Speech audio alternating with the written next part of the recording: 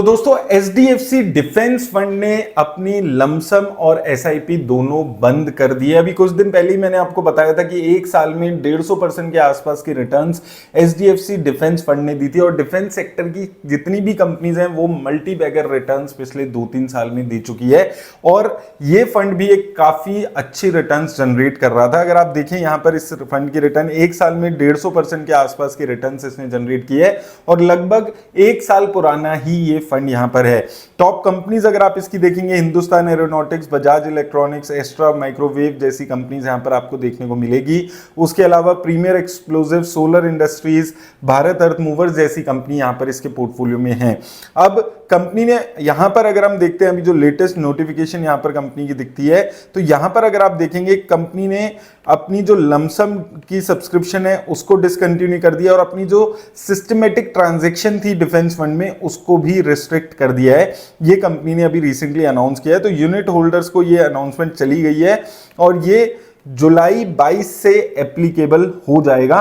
तो यहां पर अगर आप देखें तो कंपनी ने फ्रेश सिस्टमेटिक इन्वेस्टमेंट प्लान के यानी कि एसआईपी की जो रजिस्ट्रेशन थी वो बैन कर दिया है और it shall not be accepted from the effective date. और यानी कि 22 जुलाई से ये इम्पैक्ट हो रहा है और 22 जुलाई के बाद से ये अपनी एसआईपी की रजिस्ट्रेशन कंपनी बंद कर देगी। Fresh lump sum investment and fresh systematic transfer registration into the scheme will continue to be restricted। तो लमसम और जो सिस्टमेटिक ट्रांसफर रजिस्ट्रेशन है ये ऑलरेडी रिस्ट्रिक्टेड था और वो कंटिन्यू रहेगा, रिस्ट्रिक्शन रहेगी।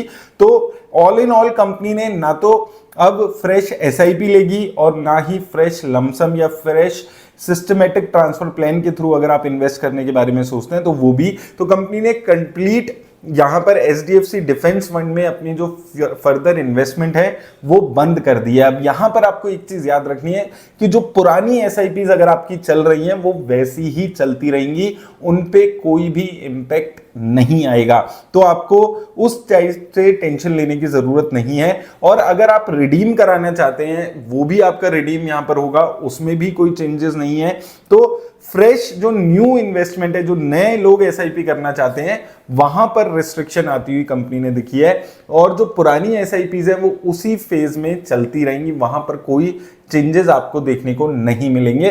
तो जो इन्वेस्टेड लोग हैं उनको कोई यहां पर इस डिसीजन से फर्क नहीं पड़ेगा। जो नए लोग इन्वेस्ट करने के बारे में सोच रहे हैं वो जुलाई 22 के बाद से एसआईपी नहीं करा पाएंगे और लमसम ऑलरेडी बैन है वो ऐसे ही बैन रहेगी। तो ऑल इन ऑल कंपनी ने यहां पर ज्यादा पैसा यहां पर रिस्ट्रिक्ट किया है। उससे एक इंडिकेशन और मिलता है कि डिफेंस फंड्स शायद अब जो कंपनीज हैं वो अब ओवर वैल्यूड कंपनी को नजर आ रही है और यहां से बहुत ज्यादा इन्वेस्टमेंट डिफेंस की कंपनीज में कंपनी को करना बहुत ज्यादा बेनिफिशियल नहीं लग रहा है। तो अगर आप डिफेंस कंपनीज में फंड्स में इन्वेस्ट कर रहे हैं तो इस चीज को एज अ वार्निंग साइन भी समझ सकते हैं कि जो डिफेंस फंड्स हैं वही अपनी एसआईपी और लमसम को रिस्ट्रिक्ट करते हुए यहां पर नजर आ रहे हैं। ओवरऑल कंपनी की रिटर्न्स पे, फंड की रिटर्न्स पे या आपकी इन्वेस्टमेंट पे इस डिसीजन का कोई इंपैक्ट नहीं रहेगा।